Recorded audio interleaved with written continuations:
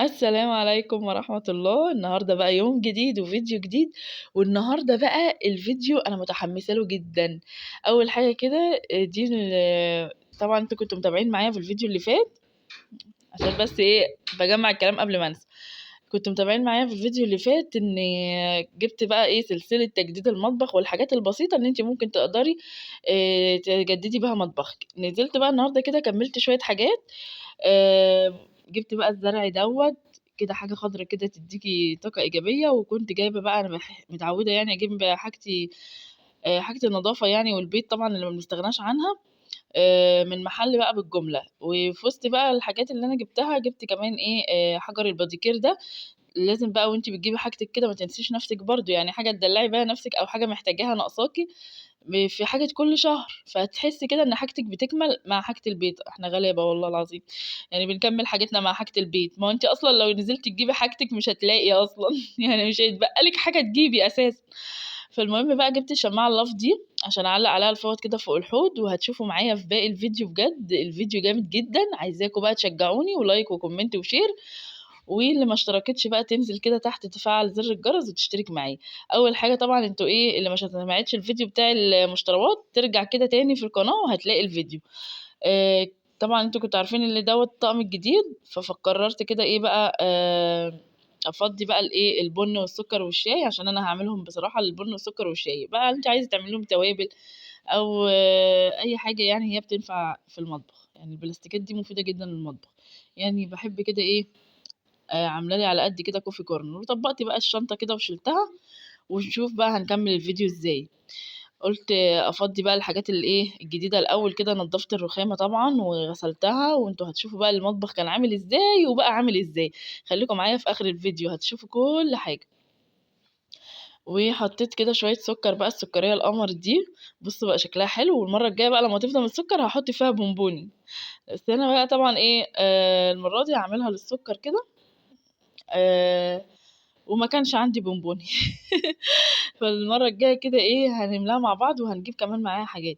الزرعة الجامدة دي بقى قُلت كده إيه، حطيت بقى الكوستر كده زي ما أنتم شُفتوا المرّة اللي فاتت، الكوستر وعليها بقى الزرعتين دول. بجد قولوا لي بقى رأيكم. وشِلت كمان الفرن التسخين اللي كان على الرخامة ده، لإن كده أصلًا عطلان، فقُلت أشيله بقى وأحط لمسة جمالية كده مكانه. بُصّوا بقى المنظر بقى جامد إزاي. حطيت بقى إيه، الكوستر وفوقها كده الزرع، وأي حاجة سخنة بقى ممكن أحطها على الكوستر دي. طقم التوابل طبعًا اللي أنتم شُفتوه معايا الفيديو اللي فات، النهارده بقى كده مليناه وحطيته بقى هنا. عمّالة بقى محتارة أحطه كده والّا أحطه كده، أوقّفه، أقعّده. على العموم هو إيه، أي شكل أنتِ عايزاه بيبقى براحتك خالص، لإن الطقم ده أصلًا تجيبيه بقى نايم، تجيبيه كده على الواقف، فهو ما شاء الله طقم جميل ويستاهل فعلًا الفلوس. فشجعوني بقى كده والستات الأمارات بقى اللي بيسمعوني والبنات، وشوفي بقى إزاي بأقل حاجة ممكن تجددي المطبخ. بُصّوا بقى المنظر، بُصّوا المطبخ كان عامل إزاي قبل. أنا بجد قعدت يومين أعمل في مش يومين بقى أغسل مواعين وأنضّف والجو ده لأ أنا نضّفت وخلّصت. بس بقى عقبال ما ضبّطت وفي حاجات وقفت فيها كده كنت محتاجة زوجي يعملها، فجِه بقى من الشغل وعملها لي. هتشوفوا برضه في الآخر.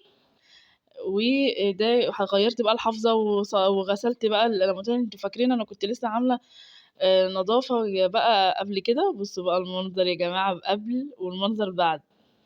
بُصّوا يعني فرق شاسع. ده بقى اللي باقول لكم عليه الLED اللي خلّيت جوزي إيه، يعمله بقى عشان كده وقفت يومين.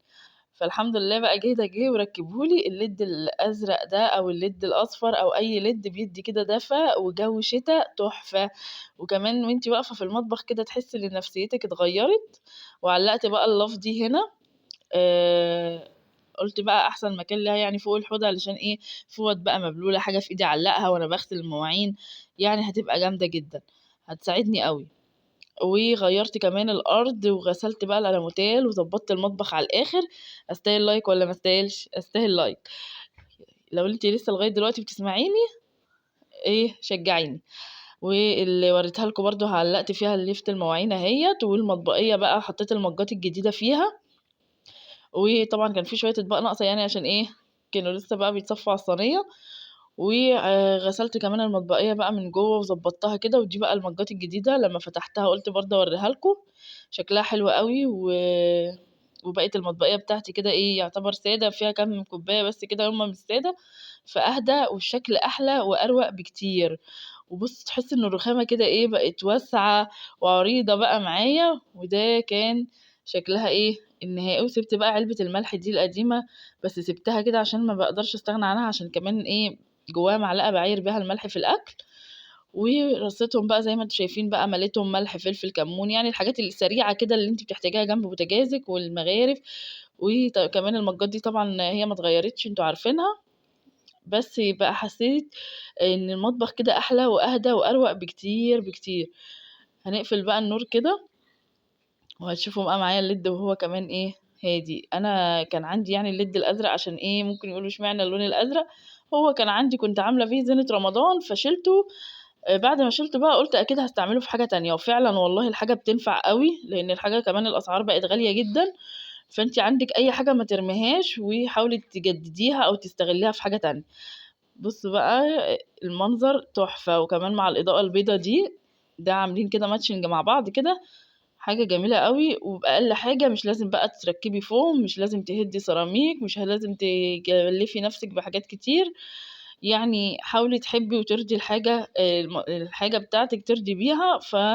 بأقل حاجة كده هتحسي ان نفسيتك اتغيرت، صدقوني والله، وهتحسي كده ان بأقل التفاصيل. انا مبحبش التغييرات الاوفر قوي، بس باحب إيه، يعني لمسة، إلا بقى لو في فعلًا حاجة عايزة تتغيّر من أولها لآخرها فدي اللي باغيّرها. وبس كده، والفيديو بتاعنا خلاص بيخلص، وأشوفكم في يوم جديد وفيديو جديد، مع السلامة.